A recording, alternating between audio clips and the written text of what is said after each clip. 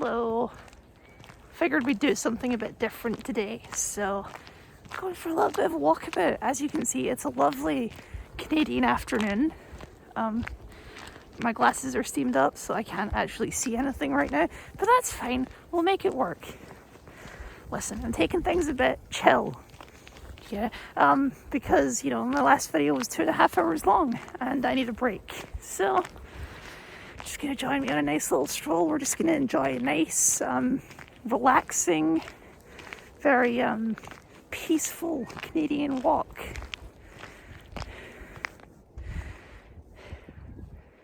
It's very bright outside. Is that something in the snow over there? What's going on?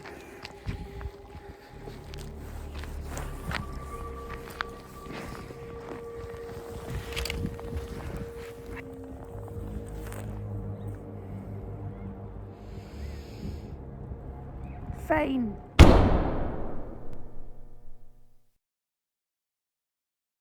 Borderlands, the pre-sequel, is a fantastic game. It's also kind of a mess. It's a glorious contradiction. I think that's a paradox represented in the game's very title, the pre-sequel. What on earth does that even mean? It's a prequel to a sequel? Why would you name a game like this? It's a terrible mouthful. Why not name the game something like Borderlands Origins or Borderlands Helios? Or even keep it simple. Why not Borderlands 1.5? No, Borderlands the pre-sequel ! That's really what they went with. I guess that means I'm saying it wrong. It's actually Borderlands the pre-sequel. I have a secret to tell you guys. This is the one I've been waiting for.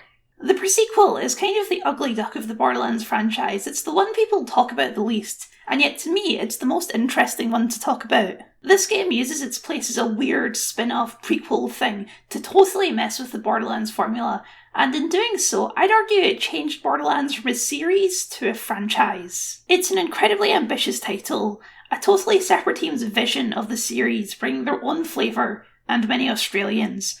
So let's figure out what happens when a team is too ambitious for its own good. Let's take a ride on the Black Dragon.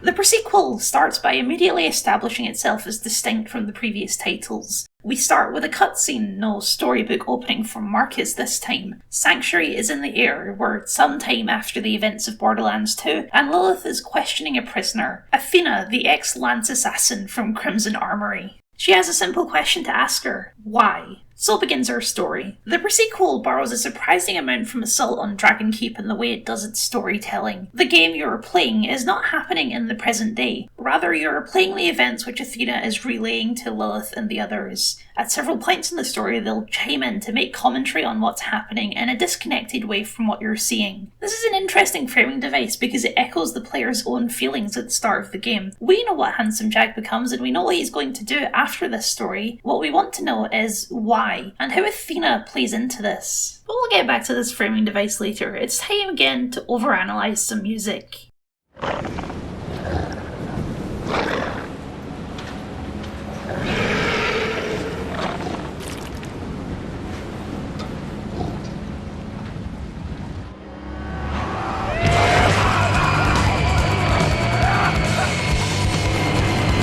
Yeah, that's right, this ain't your daddy's Borderlands. Meow, meow, meow, meow, meow. The Black Dragon is a totally different starting tone from the previous two games. We've abandoned the Western influences in favour of full-on metal, not a genre of music you typically pair with sci-fi, and yet it's soundtracking the launch of a spaceship. The pre-sequel leans way harder on the space side of space western. Our time in this game will be half on a moon and half on a space station, and yet we're not so sci-fi that we can't use a metal song. What is the Black Dragon, anyway? Well, in the context of the original song, I'm pretty sure it represents being high. The pre-sequel only uses half of the song because the first half of the song is the high with all the big lyrics and guitars, and then the second half is a slow instrumental representing the low that comes after. By cutting that bit, the pre-sequel recontextualizes the meaning of the song. We're going more basic. Borderlands 2 was about heroes. Borderlands the pre-sequel is about villains. The Black Dragon here more simplistically represents joining the dark side. After all, you're off to go work for Handsome Jack, and you know he becomes a monster. This is a villain origin story, and Handsome Jack is not the only villain in this story. The second mix-up to the format in the pre-sequel is that all of the playable characters, at least the original 4, are returning characters, 2 of them from Borderlands 1, and 2 of them from Borderlands 2. Athena from Secret Armory, as you'd expect, since she's the narrator, as well as Wilhelm, Jack's big and not-so-tough enforcer, and the Sheriff of Lynchwood, here finally revealed to be named Nisha. Then there's Claptrap. Explicitly the same Claptrap from New Robot Revolution, by the by. Claptrap is presented as the joke option, but we'll explore how true that actually is later on. As a prequel, we know what kind of characters we're about to play as then. We know Wilhelm will go on to gun down innocent civilians at Jack's command, and that Nisha will go on to strangle a puppy with her bare hands. This is not a game about being the hero, this is a game about becoming a villain. The prequel begins in the middle of the action with almost no tutorializing or introductions. As a prequel, it assumes prior knowledge of how the game works and the basics of the universe and skips explaining any of it. You already know what Hyperion is, how important it's about to become. You already know Jack, except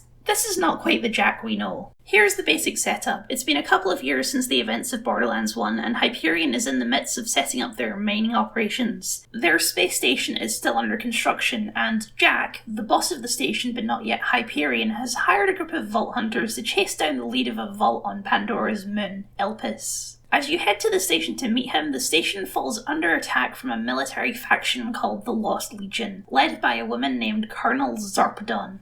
Their motives are unclear, but they want this station and they want you dead, so for your first mission you fight off the invaders to escape the station to the moon's surface. Arguably the more important part of this intro is meeting Jack, the pre-handsome Jack, a detail that the game draws a lot of attention to. He just goes by Jack and he's lacking his iconic mask. His personality though is pretty much identical. He's still that same snarky asshole, though for now lacking the sadism, which means he's likeable, very likeable actually, a detail which the present day characters comment on. Those stories make Handsome Jack kinda sympathetic. I hate it.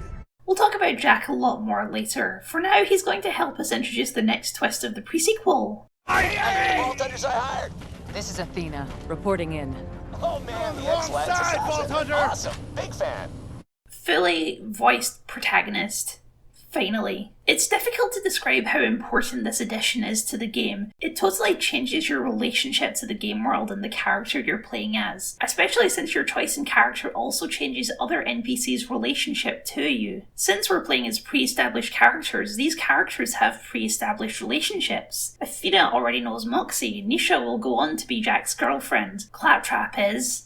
Claptrap. For the sequel characters especially, you get to see how these relationships are formed. Whatever character you're playing will have a lot of opinions on the story that's about to unfold, and they do not agree. Where in the previous games your choice of protagonist was primarily based on which one you think looks the coolest, in this game there's a genuine narrative aspect to your decision. Whose story do you want to hear? How does Nisha go from bounty hunter to fascist sheriff and love interest? How does Wilhelm go from regular mercenary to half-machine genocidal monster? How does Claptrap end up on that glacier? And why does Athena end up tied to that post? The combination of returning characters with different narrative consequences for picking each of those characters allows this game to do some very interesting narrative work, and it makes it one of the only games I can possibly argue is worth 6 different playthroughs, something which I hope to be able to convince you of by the end of this video. That's a lot of praise. If you've never played this game, you're probably wondering by now why this game has such a,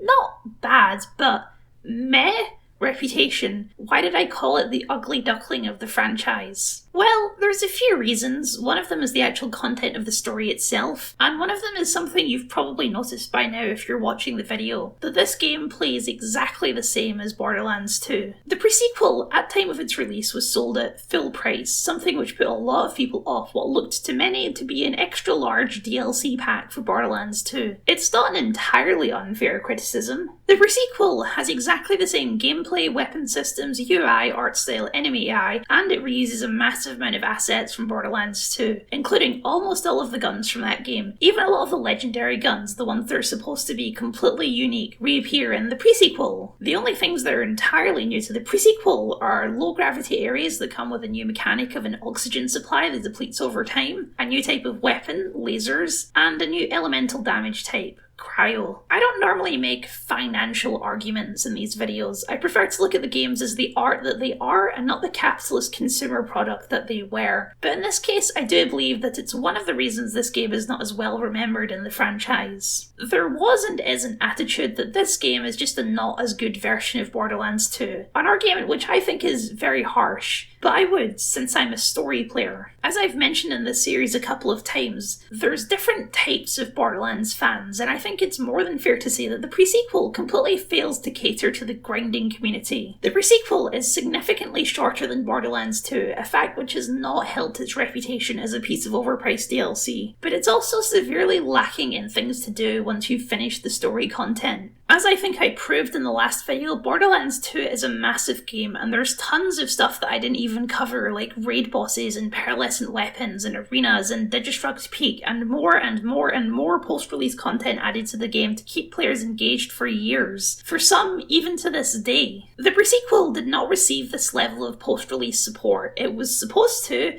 but 2K Australia, the company that made the game, shut down shortly after the game's release, leaving the game feeling distinctly unfinished compared to its predecessors. Something we'll talk about more when we get into the couple DLCs this game does have. I don't think the argument that this game was overpriced is completely without merit. It's shorter than Borderlands 2 despite already having the exact same structure as Borderlands 2 to build off of. It's got less stuff in it, and it's a shame that that's the reputation the pre-sequel is forever stuck with, because the gameplay changes it makes are actually great and arguably make this game even more fun than Borderlands 2. Cryo is more than just a new element type, it's a fantastic new element type. It works how you'd expect ice powers to work. It slows and then freezes enemies, and when they're frozen they take extra damage and shatter into big icy chunks when killed. It's great and satisfying, and it's one of the things from this game that made its way into Borderlands 3 for good reason. Laser weapons are more than just a new gun type, they're the most creative gun type yet. Not only are they a new weapon type, but there's also 4 subtypes of lasers. Blasters, railguns, beams, and splitters, essentially allowing the laser to dual function as other weapon types. Low gravity and the addition of oxygen kits totally changes the way you move across the game. You can, as a risk, use your oxygen supply to get a double jump, or you can shoot yourself downwards to slam attack. It adds a lot of mobility to the gameplay, even when you're not in low gravity environments. The best thing of all, though, are the skill trees in this game, which are, frankly, the best designed in the series. Borderlands 1 and 2 both have character archetypes.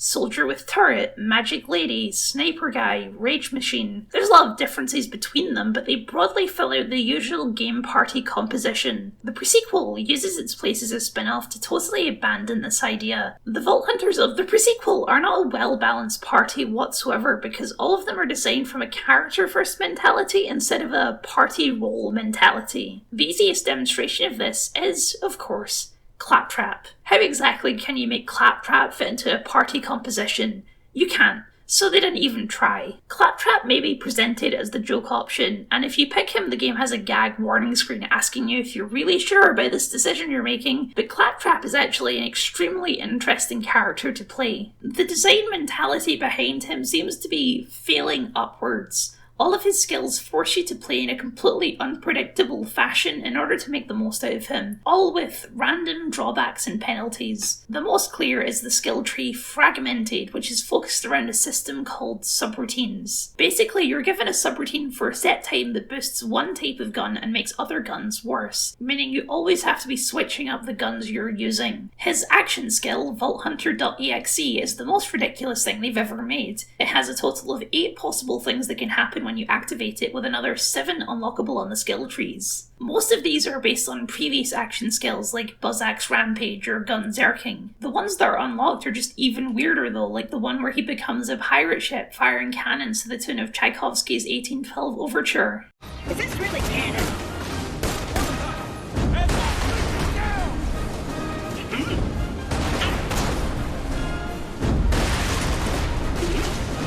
This is absurd, obviously, but you're playing as Claptrap. Would you really be satisfied by anything less? All of the characters are designed from this character-first mentality. Claptrap is just the most obvious. Nisha is a cowgirl, so all of her skills are about recreating cool western stuff. Her action skill is basically an aimbot, and she has a whole skill tree focused around pistols, as you'd expect. Athena is an Atlas assassin, and all of her skills are based around mobility and combining offense and defense, which is a very fancy way of saying she's basically Captain America. She plays exactly like Captain America, she has a big shield which absorbs damage and then she throws it. Wilhelm might initially seem like the most generic soldier man of the bunch, but he's actually way more fun than that. You see, Wilhelm is addicted to cybernetic implants, and one of his trees is dedicated to that. Like, you can focus on the other trees, but this one grants you a robotic hand, leg and shoulder mounted cannon that activates when your shields go down, so why would you? Wilhelm is basically the Terminator is what I'm saying. The DLC characters are no exception. In fact, they may even be better. The first is Jack, a body double of Jack whose skill trees are all focused around different aspects of Handsome Jack,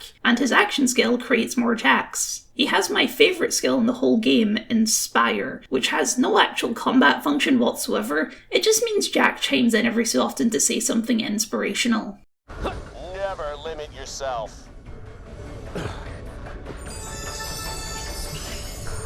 Aurelia seems to have been heavily inspired by the phrase stone cold bitch in all of the best ways. She's the cryo-focused character and also the sniper, and also has a whole tree for co-op where she produces an employment contract for the other player to sign, granting them both bonuses. With the shorter length of the game, the skill trees are adjusted to match, which means you move through them quickly and start getting super weird and unique quickly. I already mentioned the narrative impact of these characters, and combined with the intricately diverse skill trees, the pre-sequel isn't even a chore to replay, since every replay is so different on a gameplay level as well. Am I sounding too positive again? Well then, let's get back to the story, shall we? While fleeing the station, Jack stays behind while you head to the surface to find the source of a jamming signal that's overriding the station's security. So begins a series of convoluted actions that take up around a quarter of the game. I said that this game's story was interesting, not that it was good. There's a distinct difference there. You crash land on the surface and meet a junk dealer named Janie Springs, who'll help you get to Concordia to find someone called the Merv, who can help you find the jamming signal, but before she sends you, you need to kill some random guy called Deadlift because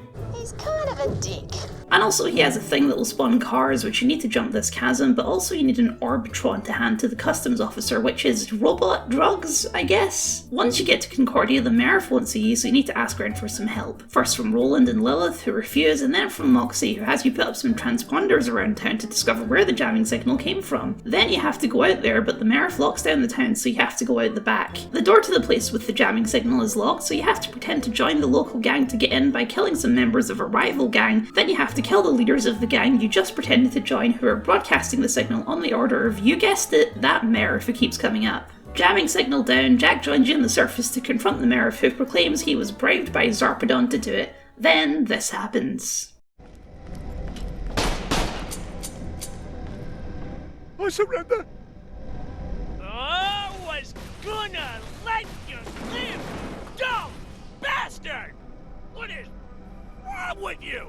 That's a nice narrative cul-de-sac there. So, what's going on here? From a purely narrative perspective, all this stuff with the Merv seems like a profound waste of time, right? It's extremely tangentially related to the Lost Legion and their whole deal. It just seems like a bunch of faff before the story actually begins. Not quite, though it can certainly feel that way. All of this faff accomplishes two things. One is it gives the story time to simmer. During this faffing around, this happens. Atmosphere detected. I'm sorry, people of Elpis. This is the only way.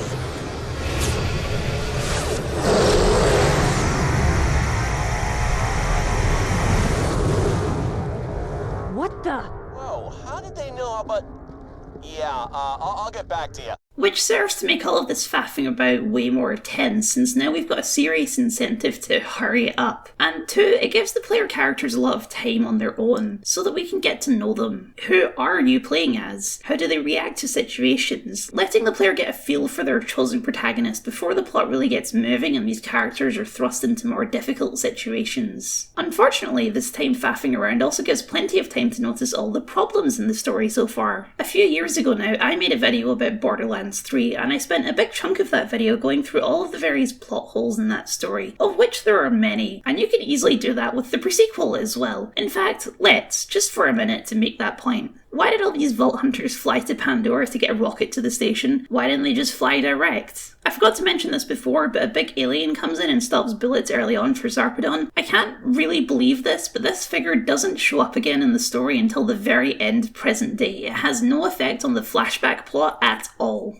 Jack got his ass kicked by less guys than this like 10 minutes ago, yet later on he seems to be just fine. Like, the hell is he doing up there anyway? Just running around, being shot at for hours? On that subject, this station is the size of a city. Where are all the other people that must be working on it? Surely there would be some kind of resistance against the Lost Legion, right? Why doesn't this attack trigger any retaliation from Hyperion, one of the most powerful forces in the galaxy? Surely Hyperion has a fleet they can send in to deal with this. Why doesn't this start a war with Dull? I could do that for the entire game. I won't, because I don't think that would actually accomplish much, but I could. From a logical perspective, a lot of this story doesn't really hold together.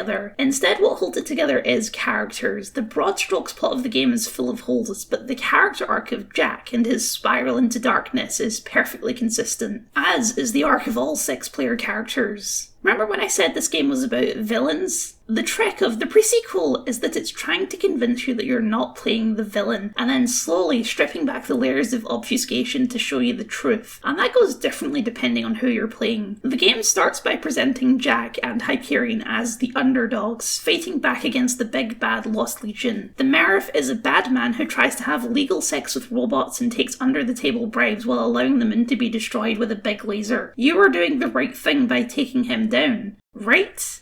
Well, let's keep all this Merif stuff in mind as we go forward, shall we?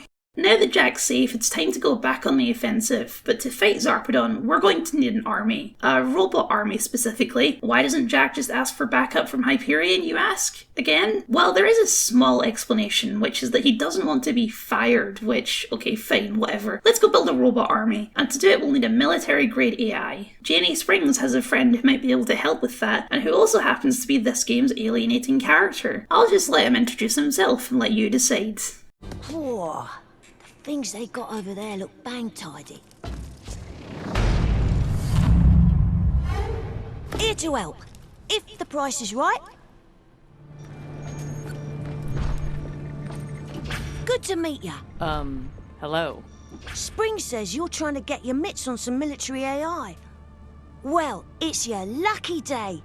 You can half-inch one from the Drakensberg. I hear the bosun and the skipper, who run that place, are well-known collectors of rare and nifty intelligences of the artificial persuasion. Cool, blimey, governor, we gotta get one of them fancy AIs right quick. Oh boy, it's a real choice. Other than that choice regional affectation, shall we say, this mission is actually pretty great. The bosun and the skipper are a great comedy duo, with the bosun being a ridiculous character villain, and the skipper being absolutely done with his nonsense. Suck on my best man, Vault Hunter!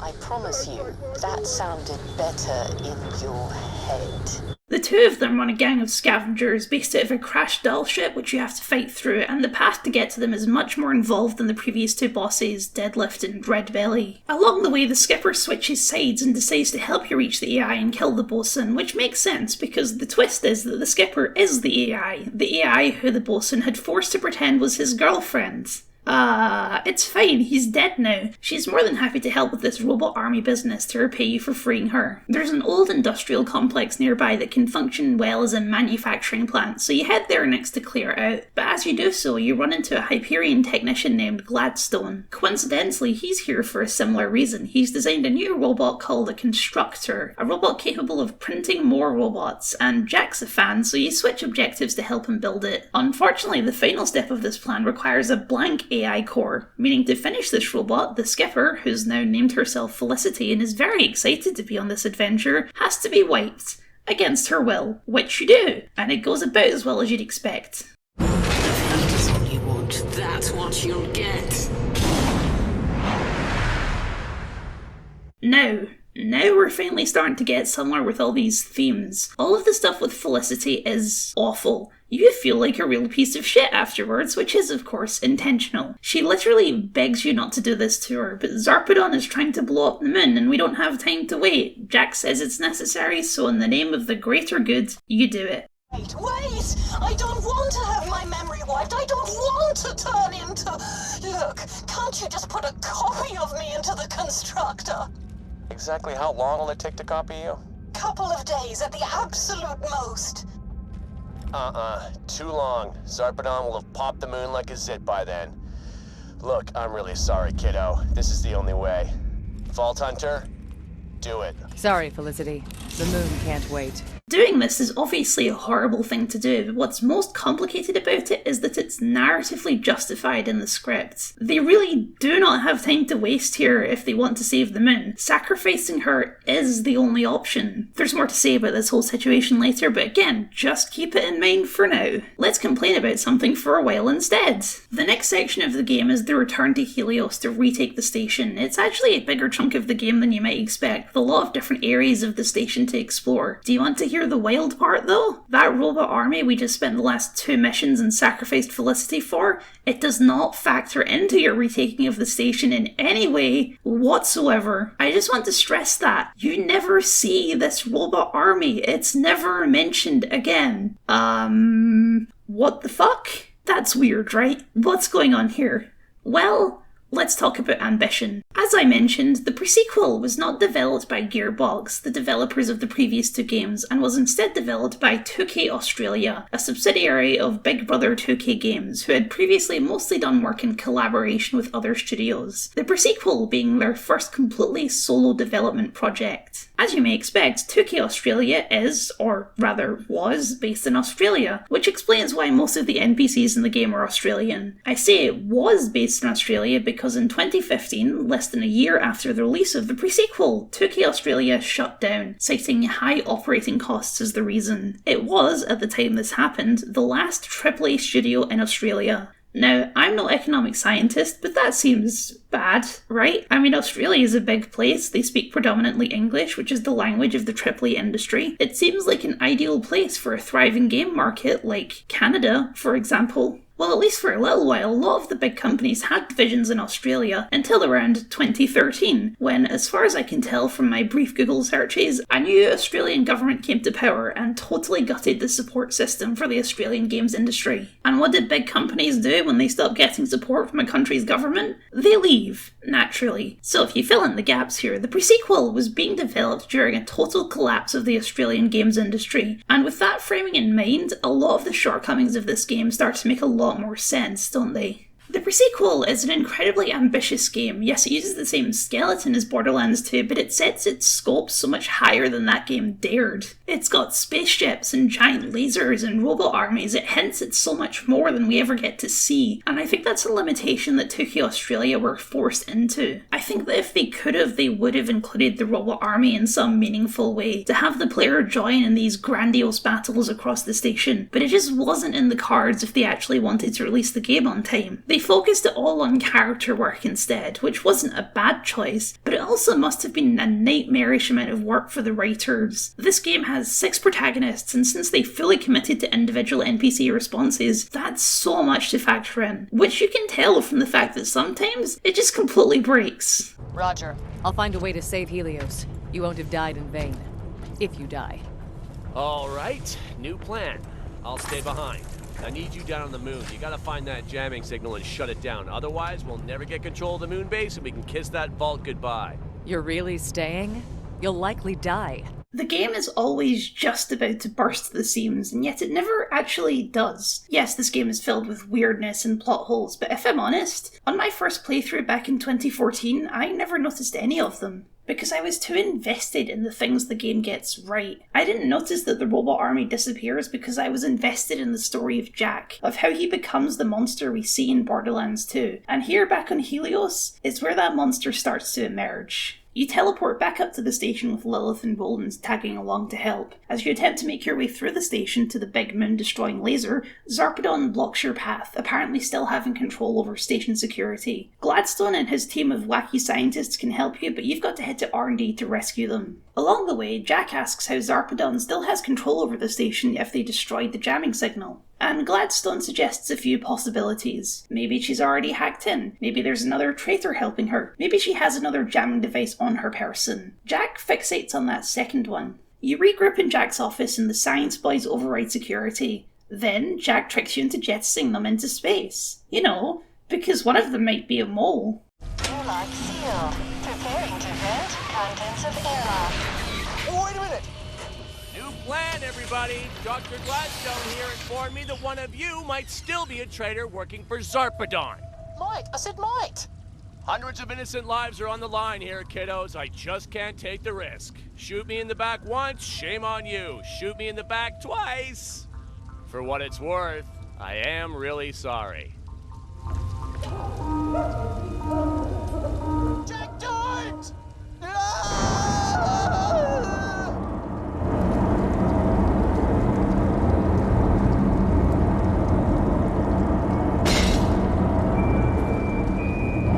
Oh my god. If that seems a bit extreme, you are correct, and naturally Roland and Lilith agree. Some of the player characters too. It's kind of a shocking moment. It's an extreme escalation in horribleness from Jack. It might seem like it comes out of nowhere. It doesn't, and I'll explain why later, but it's a real turning point in the story. Jack is totally unfazed. He keeps up his dashing, adventurous hero persona like he didn't just murder at least 3 innocent people. Lilith seems like she's about to snap, but Roland holds her back, and he's clearly pretending that everything is fine, but he's up to something. The next mission, as you might expect, is a quiet beat. To get to the laser, you need to get through a section of the station that's under construction. It's a massive open space environment that feels totally different to anywhere else in the game, and I love it. When you make it to the laser controls, naturally Zarpedon has already locked them down. Moxie calls up and offers her assistance in getting inside and shutting down the laser. You make it past the Legion's last defenses and into the Eye, but you've got one more obstacle in your path. Zarpedon herself. She is a tough cookie with a 2-phase boss fight, but eventually she falls, and in doing so gives up the location of the vault. It doesn't matter what happens today. Your fall is coming. Yeah, cool. Where's the vault? Hidden beneath a tangle of chemical filth. I've seen what lies inside it. You can't... Wait. You've seen inside it? The vault's open? You must turn back. The power within the vault would trigger a chain of events. Board. The vault's already open, huh? Cool. Now let's deal with that laser core. I haven't really taken the time to explain Zarpedon and the Lost Legion so far, despite the fact that they are the primary antagonists of the game. So let's take a second and explore what exactly is going on with this strangely named lady. Zarpedon is not winning any points for her charismatic personality. She is no handsome Jack. And honestly, I think that's for the best. They knew they couldn't top a villain like Jack, especially when he's in this game, so instead they did something completely different. Zarpedon may not be the most memorable, but she is the perfect antagonist for this game, because she's basically the opposite of Jack in every way. Here's the backstory. Long before even Borderlands 1, Zarpedon was a colonel in the Dahl military, overseeing the Dahl forces on Elpis. At one point, an event called the Crackening occurred on the moon, which destroyed the atmosphere that the moon apparently had, as well as literally cracking the moon apart, which is why it's covered in rivers of lava. The cause of this event is unclear, but it may have had something to do with Zarpedon and her team discovering the vault hidden beneath the surface. In the vault, Zarpedon had a vision of the future, and she made it her and her pupils' duty to protect the vault, with Dahl assuming they'd all died in the Crackening. They became the Lost Legion. That's why they're fighting you, to protect the vault. It's also why they start pounding the moon with a laser. The best way to prevent the vault from falling into the wrong hands is to destroy it. Now, of course, that is extreme, and obviously something you should stop, but it also sets up a fantastic parallel between Jack and Zarpedon. Zarpedon is actually a good person. That's made clear many times throughout the game. One of the first things she does in the game is offer you a chance to leave without violence, an offer she repeats again further on. She seems sincere. In a side mission, it's revealed that the ship where you find the bosun and Felicity used to be hers, and you get a sense of the type of leader she was before all of this. A good one is the answer. All hands be advised, while naming our new mascot Zarpedon would naturally be a wonderful act of kindness, it's also against regs. Please choose another. That is all. She was humble, she got along with the crew, she was a professional yet still very human. She was nice. She kind of reminds me of Janeway from Star Trek Voyager. As captain of this ship, you all know I am not one to brook complacency, but I want all hands to know attending Private Harding's birthday celebration will not be mandatory, though there will be cake. Very nice chocolate cake. That is all. One of the last side quests in the game is to deliver a letter. It's the last note from her to her estranged daughter, telling her she's sorry for all that's transpired, and that she had to do what she thought was right. She's a good person, and that is the fantastic parallel with Jack. Zarpedon is a good person doing a bad thing, and Jack is a bad person doing a good thing. She's trying to kill millions of people, but her motives are completely altruistic, and she shoulders the guilt accordingly. Jack is trying to save millions of people, but his motive is to stroke his own ego. This may be set before Borderlands 2, but his hero complex is still in full swing, only this time it's hidden from most people because he's actually doing something heroic. It's not hidden from everyone though. Zarpedon sees through it, and so does someone else. Zarpedon may be down, but her plans are still in motion, so you need to get in and deactivate that laser. It's revealed that the laser is actually being powered by the seemingly still sentient Eye of the Destroyer, the final boss of Borderlands 1. But weird eye or no, it still needs to be shut down, so Moxie walks you through the process. You're about to trigger the failsafe when Jack insists you do it from a safe distance. Probably for the best, because... Rebooting in 5, 4, 3, 2. Shutdown aborted. Invalid energy configuration. Oh, great. What now? Jack, I'm sorry. I'm not. Warning, singularity detected. Whoa! What the hell? Good job, everybody. What, Moxie? What the hell are you doing? Playing you, trying to kill you. Two things I should have done a long time ago, you power-hungry psychopath. What do you mean, Moxie? How did you even... I've been watching you, Jack. And behind that smile, behind that hero complex, there's something wrong about you. If you come down from Helios alive, a lot of decent people will live to regret it. No! Damn it, I trusted you, Moxie! You know what you've done? You've just killed us all!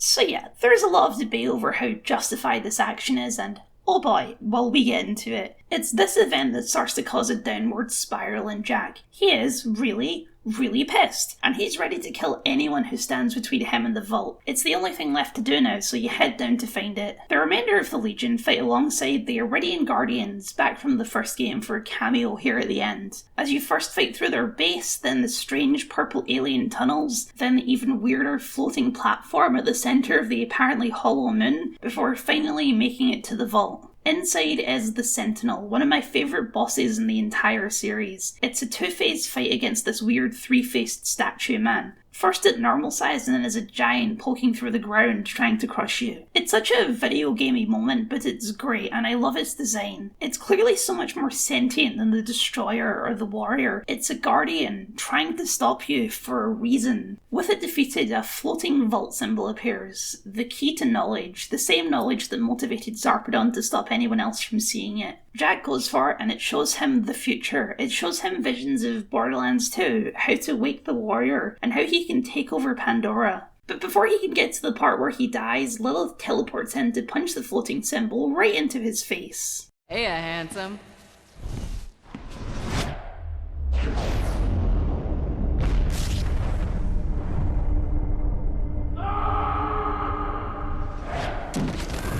Jack starts ranting maniacally, and Athena decides she's had enough, which is when we cut back to present day. For reasons beyond my comprehension, Lilith decides to execute Athena anyway, but she's saved by that mysterious guardian who showed up like 10 hours ago, who promises war is coming. The end.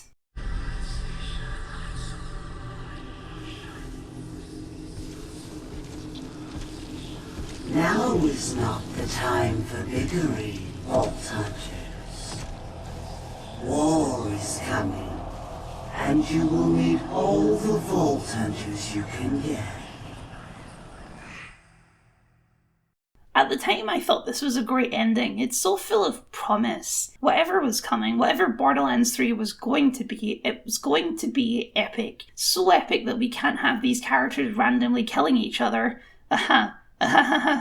Joke's on me, isn't it? Borderlands 3 didn't exactly go the way I was hoping, and I still to this day have no idea why Lilith tried to kill Athena, but at least the prequel elements of this pre-sequel are cohesive. One element is a creative choice, which I think is great, which is that the song played over the credits is What Makes a Good Man by The Heavy, which, yeah, is maybe a bit on the nose, but it ties the game so well with Borderlands 2, which starts with another song by The Heavy. The other is a post-credit scene, which is actually a direct follow-up to an audio log from Borderlands 2, Jack strangling the Hyperion CEO to death and taking his place, ending on the final image of handsome Jack being born. John, is that you? Call me Jack, honey.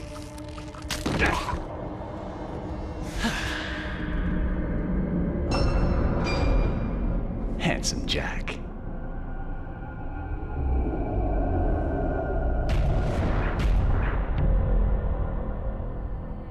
Speaking of which, I've danced around, I've deflected, I've mentioned many things that I wanted to talk about later, and that's because I wanted to condense all of this down into one section of the video. Let's talk about Jack, and what's really going on in this game. The game positions itself as a villain origin story. How did this man, this hero, become the eyeball-scooping monster of Borderlands 2? It's kind of a dishonest framing, and that dishonesty is very much intentional. Unfortunately, when you frame something in a misleading way, sometimes people are misled, and sometimes they mislead others to the tune of 7.9 million views. I told you I'd get to you, Matt Pat. So if you're watching this video, I'm going to assume you're familiar with Game Theory. But if not, Game Theory is a YouTube channel hosted by Matthew Patrick, aka Matt Pat, and it's a channel where every week they pose some new and interesting theory about a game. They currently have over 15 million subscribers and are generally inoffensive. I actually used to be a big Game Theory fan up until I watched one particular video. Handsome Jack, monster or misunderstood?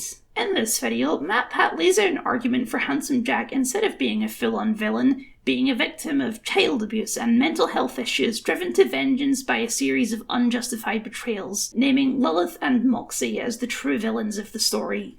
History is written by the victors. In this case, people like Lilith and Moxie, who thought Jack to be the villain. But by playing through Borderlands 2 and the pre-sequel, we're in a unique position. We get to see his actions, his rise, and his fall, and judge for ourselves, objectively, about this man. And the way I see it, Jack was just a misunderstood hero who needed a little bit of love. So this video and this theory sucks and I hate it. And I'm about to spend an inordinate amount of time explaining why, but I just want to make clear that I don't have any kind of personal issue with Game Theory or Matt Pat. They made a bad video. It happens, whatever. Unfortunately, when you make a bad video to the tune of 7.9 million views, a lot of people get the wrong idea, and the fallout of this video on the Borderlands community has been severe. I see people to this day arguing that Handsome Jack is a misunderstood puppy betrayed by the evil Lilith and Moxie. And it frustrates me so much because it's such a clear misunderstanding of the game's events. So let's multitask here, shall we? Let's explain the game, and let's debunk this terrible video. Let's start by making something very clear. At the beginning of the pre-sequel, Jack is not actually a hero. He's doing the right thing by trying to stop Zarpedon, but that's not the whole truth. The pre-sequel takes place after the events of Borderlands 1, which means two things are already true. He's already imprisoned his daughter in a tiny room and forced her to do his every whim, and he's already manipulated the protagonists of the original game into opening the vault for him. The underdog feeling of the game at the start, the big bad Lost Legion against the scrappy underdogs Jack and Hyperion, starts to become suspect as you think more about this situation. Hyperion, doll, is there a difference? In the intro, Athena calls Jack a low-level programmer, but that's clearly a lie. He's in charge of this station. The Helios project is his, and he reports directly to the CEO. He's already having body doubles made of himself, and you even play as one. He's not the top dog yet, but he's clearly in a severe position of power. I mean, look at this office. Does this look like the office of a scrappy underdog? Furthermore, he's installed a big fuck-off laser powered by a monster's eye in his station. A laser which apparently has enough power to blow up a moon, which, I don't know, seems kinda suspect to me. And this is the Jack we're starting the game with. He's not, you know, a good dude. Jack's primary personality feature is his hero complex. And what the pre-sequel does that's so smart is it puts him in a situation where a hero complex can look like regular heroism. At the very start of the game, he stays behind to let you escape, which seems like the virtuous thing to do. because it is the virtuous thing to do. It's what a hero would do. It's something the characters in the present day even make a big fuss about because it's so against their perception of him as a monster. Man, what? Jack didn't do nice stuff? That's rubbish. It doesn't fit their perception, but it does fit his own self-perception as the heroic badass who stays behind to let the team escape. The first time this self-perception falters in this story, if only for a second, is when he shoots the Merif. Initially, Jack offers to spare the Merif despite what he's done, all the deaths he's caused. He's perfectly happy to let the Merif walk. Why? Why would he do that? Well, the guy was nice enough to answer that himself in Borderlands 2. Hey, you know how I got my hands on that vault key? See, a few years back, Wilhelm and I paid a visit to your little friend Tanis, and we beat her for hours. We ripped it out of her broken fingers. But we let her live because that's what heroes do. They show mercy. Heroes show mercy. Let's revisit the Merif, shall we? There's a fascinating side quest after his death where Jack sends you to his office to erase any memory of the guy by finding and destroying his audio diaries. As you listen through them though, it becomes clear that the Merif wasn't actually evil. He was a sleazebag, sure, but he was racked with guilt about almost everything he was doing. Before he died, he was looking for redemption, and he probably could have found it. Huckster T. Meredith's defining trait was cowardice. He didn't give up Helios for the money, even if he did get paid for it. He did it because he was terrified for his own life. I'm done. I'm out. I could feel the last of whatever it is I call a soul being destroyed as I accepted a payment. But I didn't want to die. And if I didn't do what she said, who knows what she'd have done to Concordia. But I did have the keys to Helios. If I leave, then maybe Zarpedon and her Purple Army will leave my people alone. I'll go somewhere. I'll try to make a fresh start. Atone for my sins. I know I'm running away. Bloody coward. I'm the biggest ass on the moon. And there's some asses on that moon, but I'm the biggest. So, Jack lets him live, but the Merif tries to shoot him anyway, most likely because he thinks Jack is lying. Then Jack shoots him. But what's actually changed here? He was trying to kill Jack before with all the turrets, but suddenly now Jack is pissed enough to kill him? Something doesn't quite add up. Or, well, it does if you think it through. See, an actually merciful person wouldn't kill the Merif here. After all, he cowers in fear and says he surrenders. But Jack isn't actually merciful, he just likes to think he is. He didn't spare the Merif because he actually cared about him. That side quest to erase him from history ends with you shooting the head off his statue and launching it into space while a dubstep remix plays over it because Jack thinks it's funny. He does not care about the man, and never did. The only reason he actually spared the Merif was because it made him feel good about doing it. It made him feel like a hero, and when the Merif shot him, that, just for a second, broke his self-image, and he lashed out, just like we heard on all those audio logs in Borderlands 2. Let's jump forward. Let's revisit Felicity and the robot army and ask a simple question. Why does Jack want this robot army so badly anyway? Why is he so ready to sacrifice Felicity for the cause? As we've discussed, you don't really need the robot army anyway, but you know what probably would have been useful? A friendly military AI. I bet Felicity would have been able to break into security. But no, she gets sacrificed for the greater good. Here's the thing, the robot army was all Jack's idea, and he thinks it will be cool. He never considers any other options. It was his idea, and since it was his idea, it's the best idea, and there can be no better ideas. This is the only way. Is it? Let's pretend for a second that they really do need an army to take control of Helios. You could rally the people of Elpis, who probably don't want to die in a large explosion, or he could swallow his pride and ask his boss for help, which he never does, continuing to insist that he's in full control of the situation. Jack's relationship with Tacitor, the CEO, is actually kind of fascinating. Tacitor is a massive prick. He treats you like dirt and acts extremely high and mighty in a kind of way too rich to talk to real people kind of way. But also, he sees through Jack, and he sees Jack as a threat. There's a point in the story where Tacitor fires Jack, only for the decision to be overturned by the board of directors, essentially rendering him powerless to stop Jack from doing whatever he wants. And that's the thing, Jack always gets what he wants. He wants a robot army, he's going to get one. And if he needs to sacrifice people to get what he wants, well, he's the hero, so clearly it's for the greater good. So maybe you see now that spacing those scientists doesn't really come out of nowhere at all. It's the same logic that had him so casually destroying Felicity. In his own head, everything he does is justified for the greater good, in exactly the same way as it was in Borderlands 2. The only difference this time is that it's more accurate in the pre-sequel, at least on the surface. After all of these, Jack feels nothing. He feels no remorse. His personality does not change at all. He stays the same suave, charming guy as before, while doing increasingly deranged things. He doesn't snap until Moxie betrays him, but where MatPat argues that this is the moment where Handsome Jack was born, these moments throughout the pre-sequel are showing that Handsome Jack was always there, just under the surface, as if Moxie literally saying that wasn't clear enough. I've been watching you, Jack, and behind that smile, behind that hero complex, there's something wrong about you. But you know what's so infuriating about the game theory video?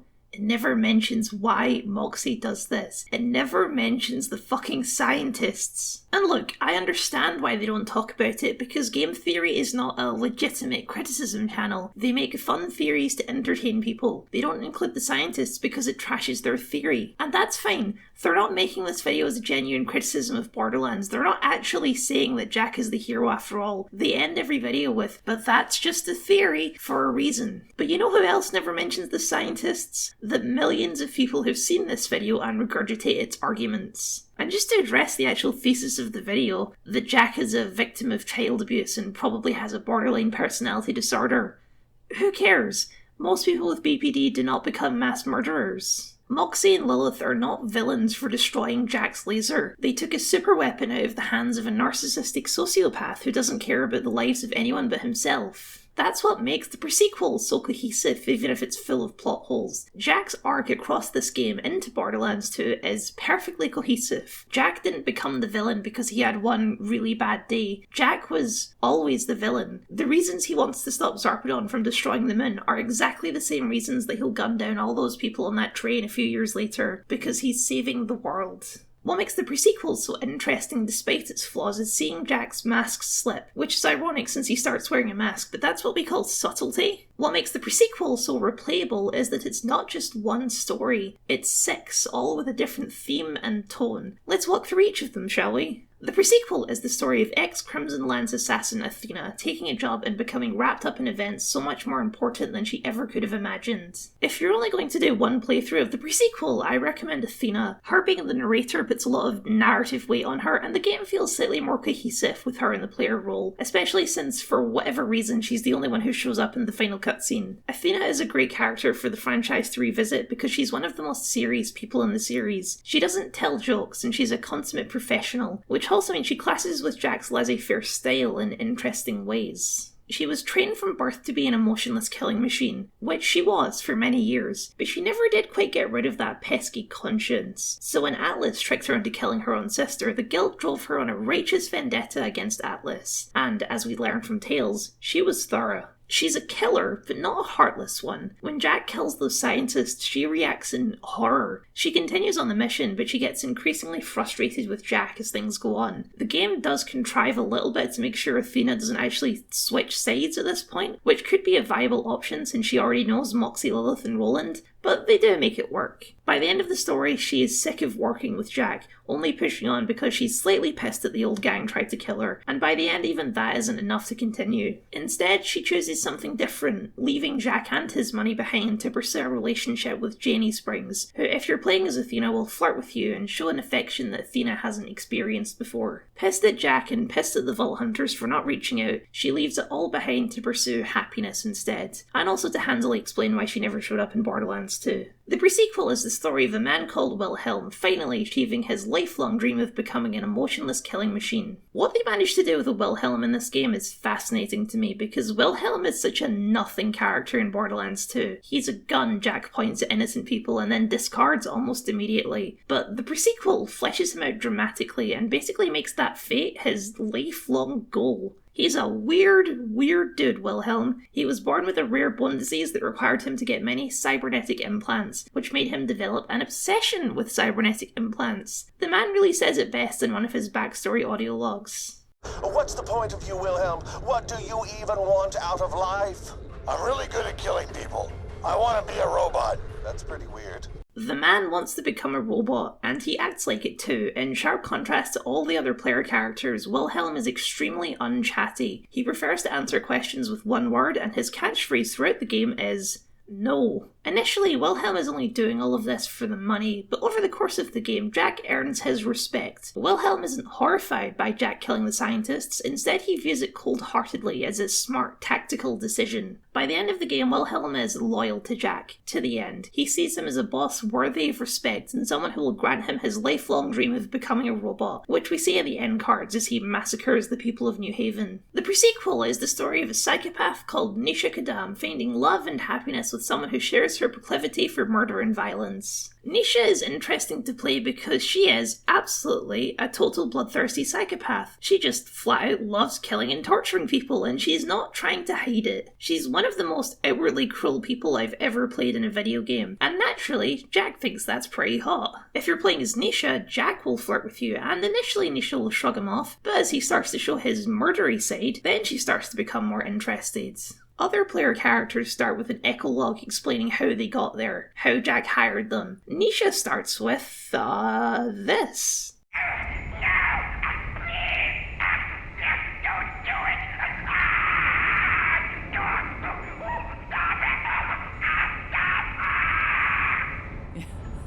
Good memory. Nisha doesn't really have an arc in the story per se, rather it's her reactions being so wildly different to everyone else that makes her worth playing. Murdering those scientists turns her on. Her support for Jack is mostly because she thinks his bloodlust is hot and wants to fuck him in a pile of blood and viscera, probably. If that seems a bit extreme, just remember that this is the woman who strangled a dog to death in front of its owner, then made fun of him for crying about it. She has a backstory you can learn about. Her mum was a drunk, her dog caught space rabies and killed her dad, so she took it out back and beat it to death with a shovel. She just loves killing dogs, this woman. I don't know what else to tell you. The prequel is a horror story about a robot named Claptrap coming to realise that the man who created him is a monster while being absolutely powerless to do anything to stop it. I'm only partly joking. Playing as Claptrap is of course presented as the joke option, but if you actually go along with it, the game fully commits. Everyone hates you if you're playing as Claptrap, but Clappy keeps up his blind optimism like always. That is until Jack starts doing things that pretty seriously clash with his pre-programmed upbeat personality. It goes back to one of my favourite Claptrap jokes in Borderlands 2. If I sound pleased about this, it's only because my programmers made this my default tone of voice. I'm actually quite depressed. This Claptrap is the same one from Robot Revolution. He even makes a reference to it a couple of times, after which Jack decided to turn him into his personal tinkering project. As the game goes on, Claptrap has a real hard time processing the fact that he's working for the bad guy, so he just kind of enters denial mode. Claptrap is screwed. We know from Borderlands 2 that Jack wipes out every single Claptrap when he takes power, and it's probably at least partly this guy's fault. In fact, the game's DLC is going to get more into it, believe it or not. Playing as Claptrap is still mostly a novelty, and he's probably the one that's least worth a full playthrough of, even if he is surprisingly fun to play. He's fun, but he's still Claptrap. He's not doing any deep narrative work here. The prequel is the story of some guy named Timothy Lawrence coming to learn that he's made the worst decision of his entire life. Jack's doppelganger, aka Timothy Lawrence, though he's legally forbidden from saying his real name else a bomb will literally explode in his face, is genuinely one of my favourite characters in the series. Timothy is adorable. He's what we critics call a cinnamon roll. He's a very timid and sweet dude trying to pretend he's a suave, confident badass, but his real personality slips through a lot. He's deathly afraid of heights, he loves kittens, and as soon as he sees her, he develops a massive crush on Moxie and gets extremely nervous when talking to her. I know a way out, but I won't show it to you unless you promise not to tell anyone what you saw here. Yeah, no, totally, of course, I promise. Anything, absolutely anything for you. Please just, God, marry me. I mean, I didn't say that. What's up with you? How are you?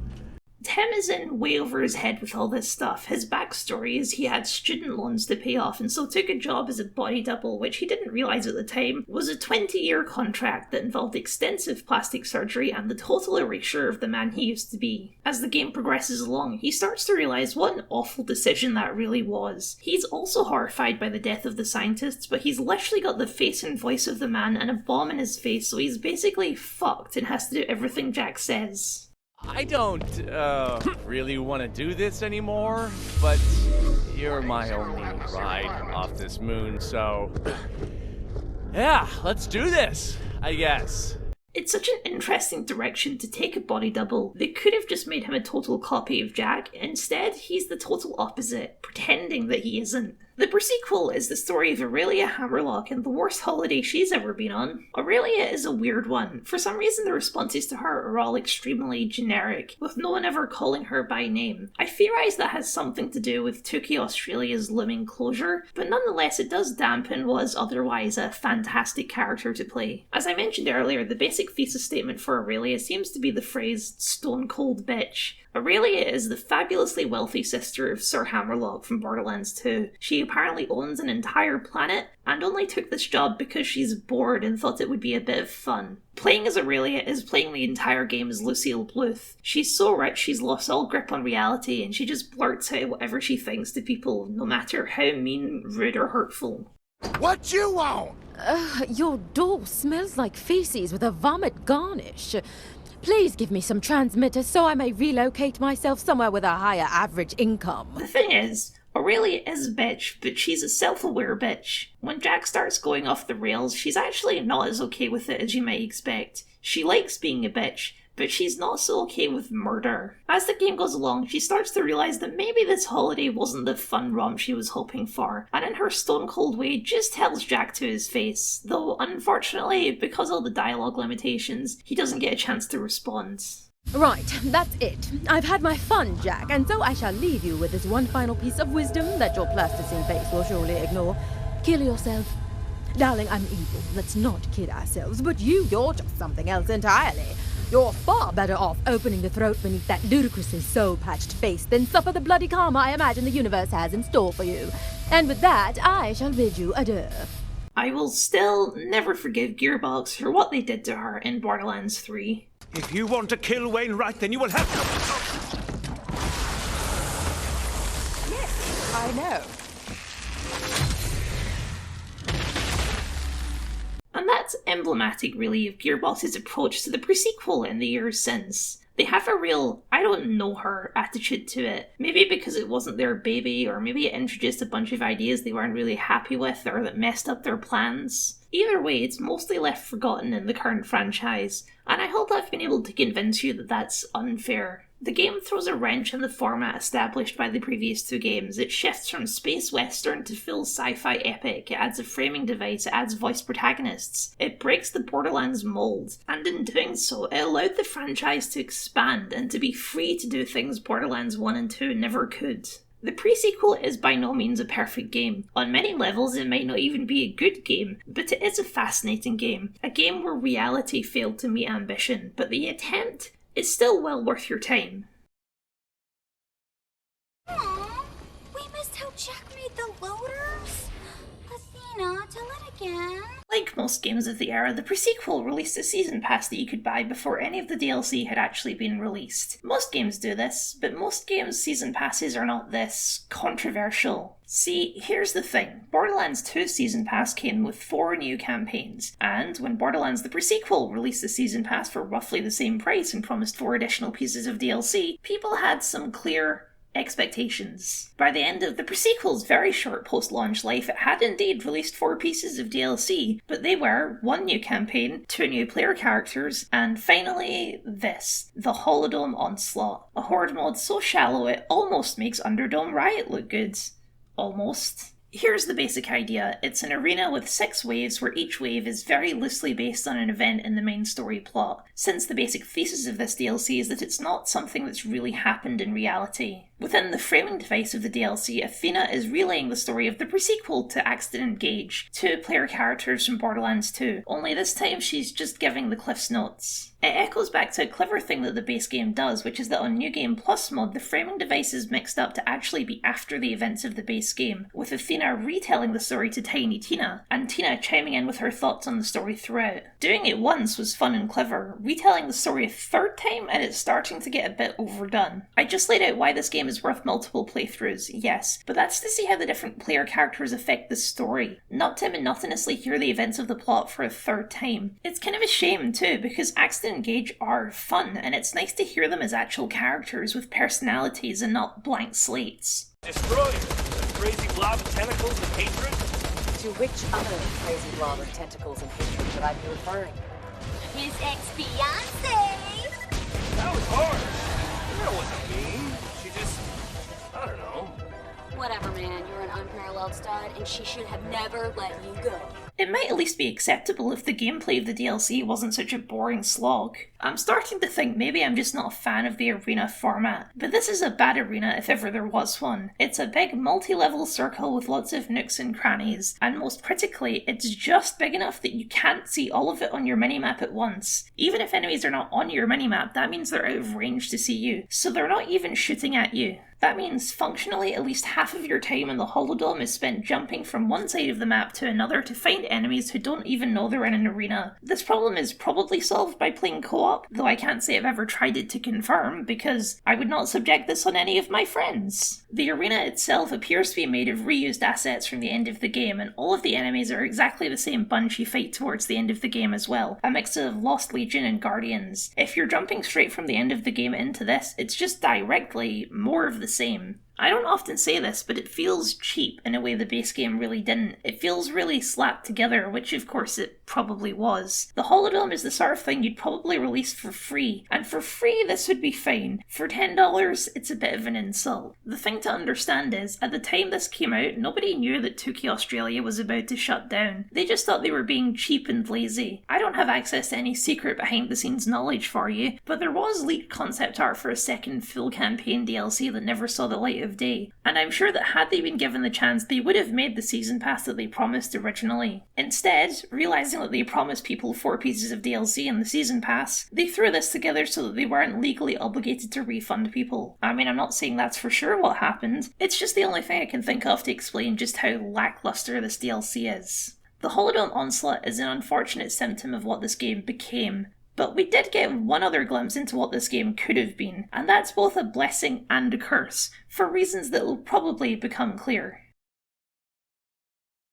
Oh, Athena! You almost forgot to tell Lilith and everyone the best part of the adventure! I assure you my report was sufficiently thorough. Nuh-uh! What about the really cool stuff that happened right at the end? Claptastic Voyage is the only extra campaign that ever got added to the pre-sequel, but if they were only going to get one, they were sure going to put their all into it. Claptastic Voyage is not the best DLC in the series, but it is a contender. In sharp contrast to the Holodome, there is so much love put into this DLC, which on the surface of it, seems like it should be a gimmick. The name, Claptastic Voyage, is an obvious homage to Fantastic Voyage, the 1966 classic where scientists are shrunk down to explore another man's body from the inside. Only this time, we're going inside of Claptrap. It's not as stupid as it sounds, or rather, it is stupid, but it's clever about its stupidity. Here's the setup. Jack has just taken over Hyperion and discovered the existence of a hidden cache of Hyperion blueprints, inventions, and concepts called the H-Source.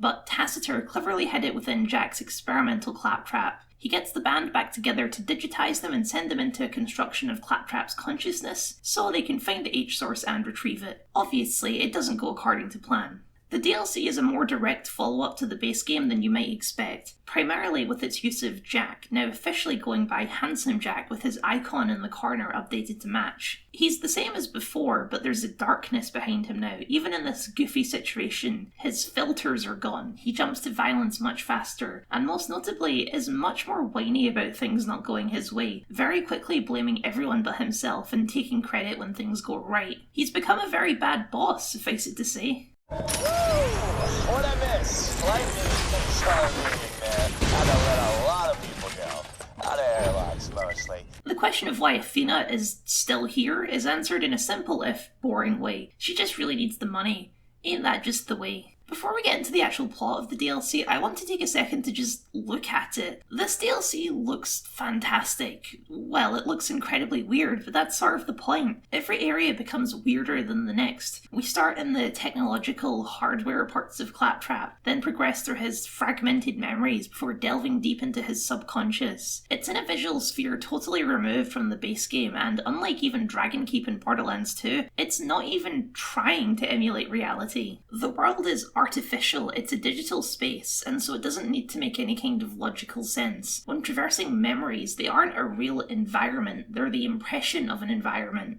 There's a whole faction of weird Claptrap-esque robots that represent his security systems, as well as bugs, viruses, glitches. And my vote for most clever enemy in the game, ad bots. These enemies don't actually do any damage to you, they just project loud annoying ads into your face.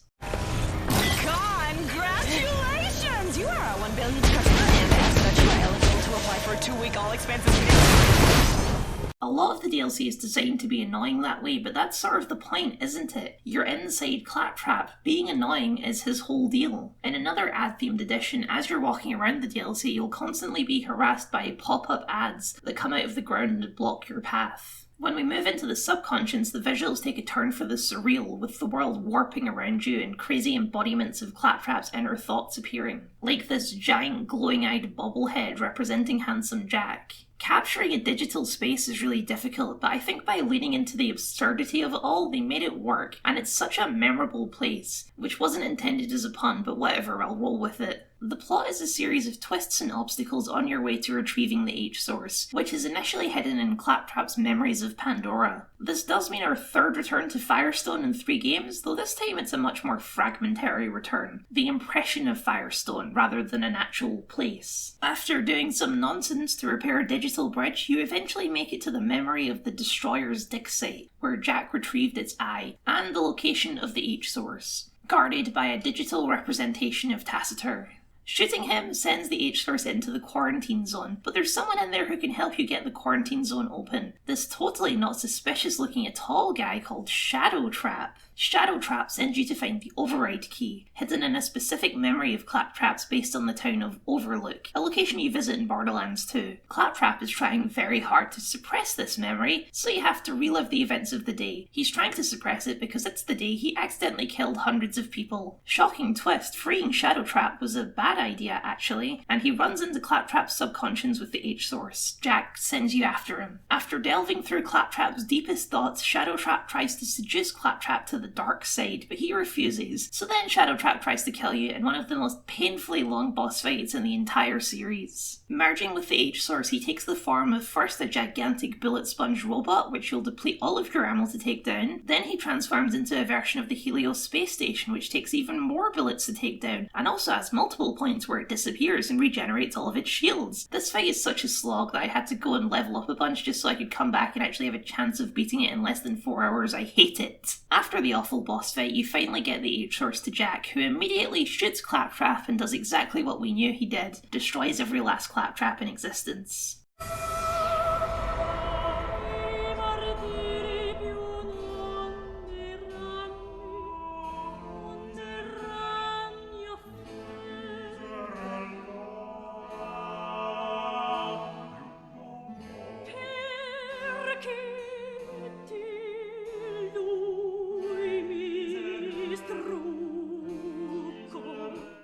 So here's something you might not expect. The emotional beats of this DLC are actually really, really effective. The DLC manages to make you feel really bad for this robot. Claptrap is annoying, there's no doubt about it, but he's also incredibly sincere. He's an idiot, but he's an unfalteringly loyal idiot. Everyone, even the morally good characters of the story, hate Claptrap. They think he's loud and annoying and useless, and yet he still craves their attention and love, and he desperately wants to be better than he is. It's revealed that Shadow Trap is basically the version of Claptrap that Jack wanted to make, the serious, clever soldier. But he was quarantined only minutes after his creation. When Shadow Trap is trying to turn Claptrap to the dark side, he points out that everyone hates him. He points out how he would be better off without them. He has a great line about it too. Analyzing. I'm the only friend he has here. He just doesn't know it yet. Yes, he's a Darth Vader claptrap with a Hannibal Lecter mask, but aside from that, he's a good villain because he's completely correct. After all, Jack is fully planning to shoot Claptrap when the mission's over. There's a surprisingly effective moment towards the end of the DLC where Claptrap finally snaps at you. The morally good characters feel bad, and the morally bad ones just kind of shrug it off, but it's effective all the same. Claptrap. I'm sorry. This surprisingly effective emotionality is also extended into some of the side quests. For example, there's a side quest that involves the return of the mega interplanetary ninja assassin, who's trying to rebrand themselves as a good memory by removing their guns and painting themselves pink. However, the line at the start ended up being surprisingly effective, at least for Athena. A death machine seeking redemption. Count me in. Aww. Or how about another side quest where a creepy Jack-in-the-Box is looking for Claptrap's deepest, darkest fear, which eventually leads you to TK Baha, a fear of being alone? No, a fear of other people's loneliness. Claptrap makes an appearance and says, screw it, this is his mind, and brings TK Baha's wife back to life. The Jack-in-the-Box thinks that's stupid and tries to kill them, so you protect them so they can be together, even if it's only imaginary. Of course, some of the side quests are just plain weird, like helping Claptrap's Ed get stoned, or the one where you have to help out some kooky data miners. Me and the boys here are, entrepreneurs like. Make our dough digging up tasty personal data chunks from our host unit. Sure, we shouldn't be here, but that's just how we do. But now, there's some crazy, I don't know what down there sick enough to try to make a meal of us.